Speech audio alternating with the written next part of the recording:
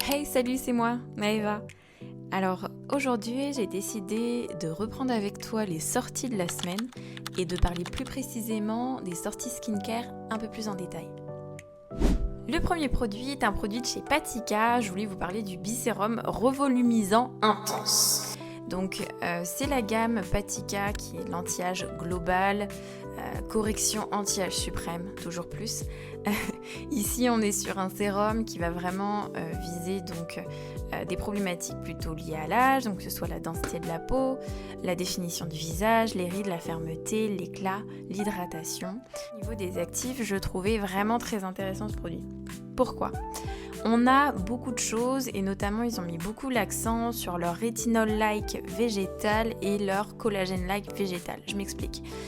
Vu que Patika est une marque bio et naturelle, elle opte pour des alternatives végétales en fait tout simplement, qui sont testées versus des actifs de référence, donc comme le rétinol et comme le collagène. Donc quand vous entendez collagène-like ou rétinol-like, ce sont des extraits de plantes qui ont été testés versus le collagène et le rétinol et qui ont à minima les mêmes effets sur sûrement une ou deux actions, ou dans le meilleur des cas est d'ailleurs supérieur.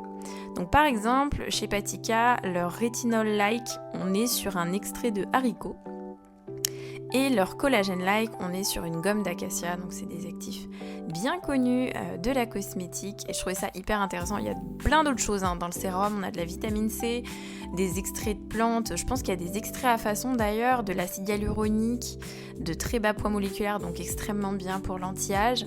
Ils mettent en avant l'eau florale de Damas. Mon avis sur la question, c'est que voilà, vu que c'est une marque bio, l'eau florale, c'est clairement un tour de passe-passe pour avoir un produit bio. Parce qu'il faut savoir qu'en cosmétique, quand on utilise de l'eau classique, c'est pas considéré comme bio, donc on pourra pas avoir un pourcentage 100% de bio. C'est un peu débile, mais du coup, les marques bio sont obligées de mettre de l'eau florale ou des eaux de fruits, des choses comme ça, mais on va pas se le cacher, au niveau activité, ça n'apporte strictement rien.